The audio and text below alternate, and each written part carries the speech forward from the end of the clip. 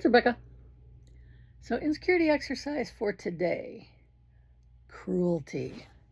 Now, insecurity addicts are usually one of two things. They're either a bully's victim or they are the bully. So, I want to address how addictive cruelty is.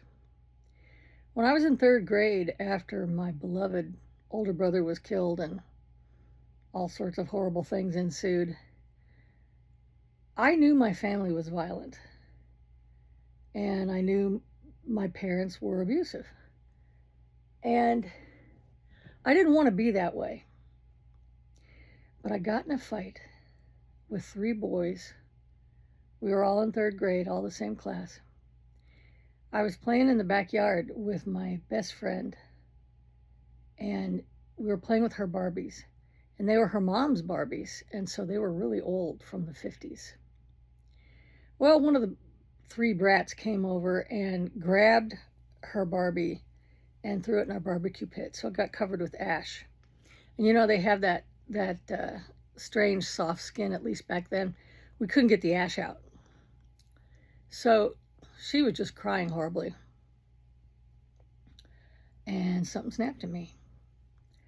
And I turned and I punched the one kid right in the face.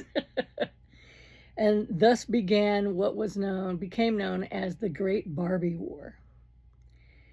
We must have fought for 3 hours.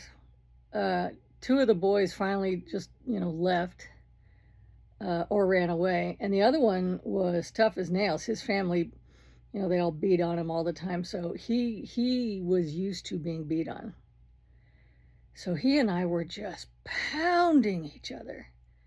And I had gotten a broom, and I'd hit the other kid with a broom because they were trying to hold me down. And there was a broom on the back step. So my mom came out and told me to come in. It's time for dinner. Stop this nonsense. And I was like, no.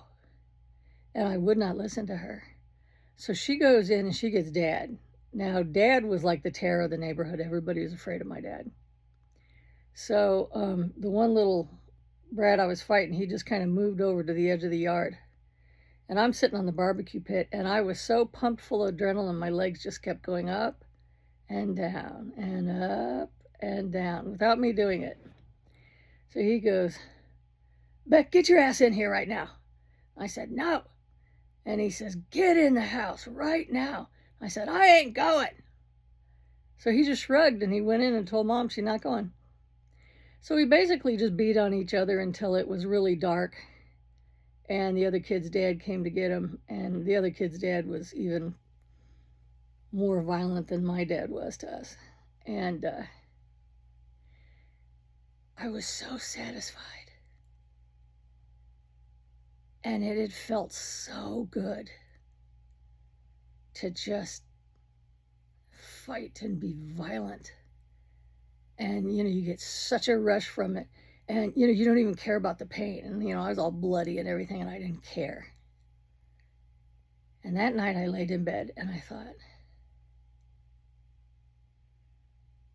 I'm just like my dad.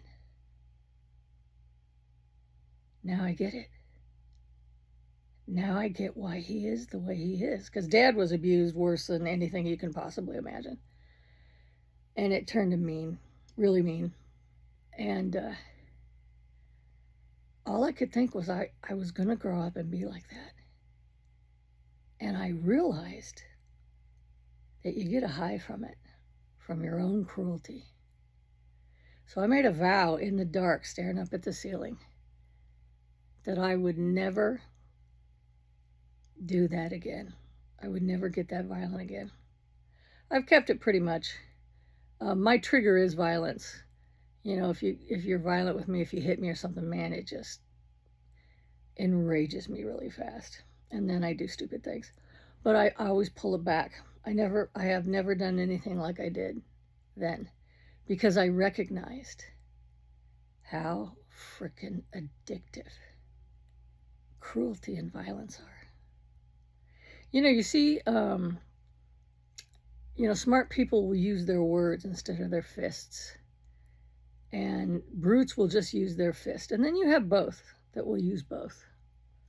So recognize cruelty is not just hitting or yelling or slapping or whatever kind of torture you are inflicting on someone or is being inflicted on you.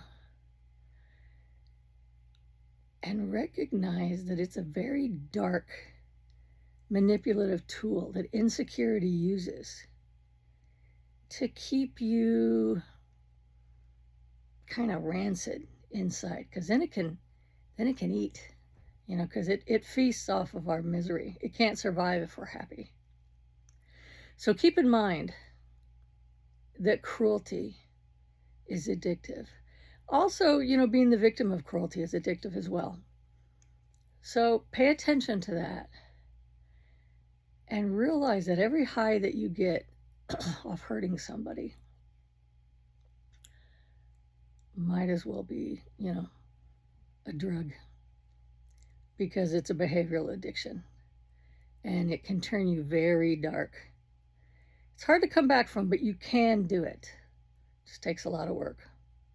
So hang in there, observe this, and figure out how to get free of it, because it's got a stranglehold on you. Hang in there.